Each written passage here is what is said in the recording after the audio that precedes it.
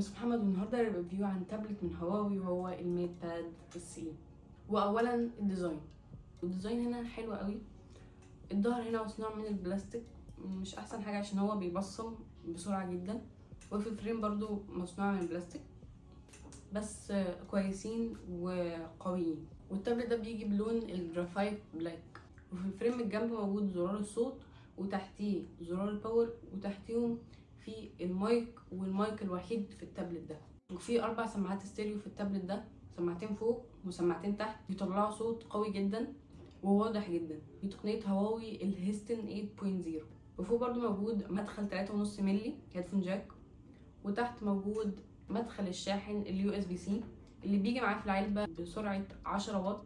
والبطارية هنا 5100 ملي امبير. البطارية هنا مش كبيرة قوي، فالشاحن بيشحنها في حوالي 2.5 ساعات 3 ساعات الا ربع، وبتقعد يوم كامل من الاستخدام العادي مش الاستخدام التقيل. وفي تحت كمان مكان للاس دي كارد.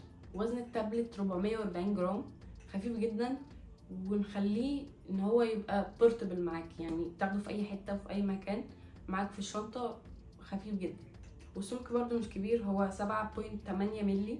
وفي كاميرتين، كاميرا في الظهر وكاميرا سيلفي.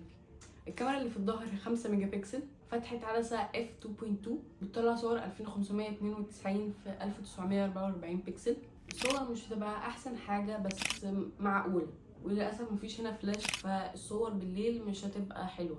بيصور فيديوهات بتوصل لحد FHD 1080 بكسل. اما الكاميرا الاماميه فهي موجوده في البيزل بتاع الشاشه، بتطلع برضو صور مش احسن حاجه بس كويسه، بتبقى صور 1600 في 1200 بكسل، وتصور فيديوهات HD 720 بكسل.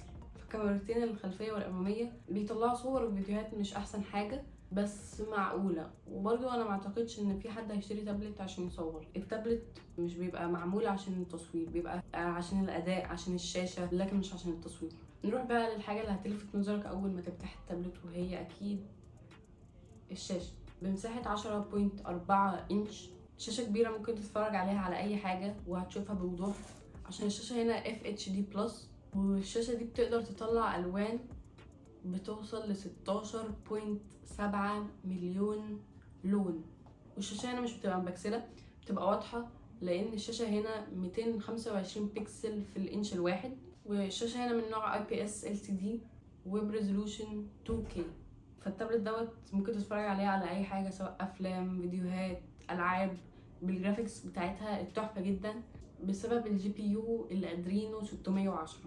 وكمان البروسيسور الكوالكوم 680. الخرافيين جدا مع بعض، ويطلعوا اداء وجرافيكس تحفه جدا في الالعاب وكمان في المونتاج بتقنيه ال6 نانومتر. وعلى فكره فيديو الانبوكسنج بتاع التابلت دوت متمنتج على التابلت، فلو لسه ما شفتوش روح شوفه دلوقتي. والتابلت هنا مش جايب الاندرويد، هو جايب هارموني او اس بتاع هواوي الجيل الثالث منه.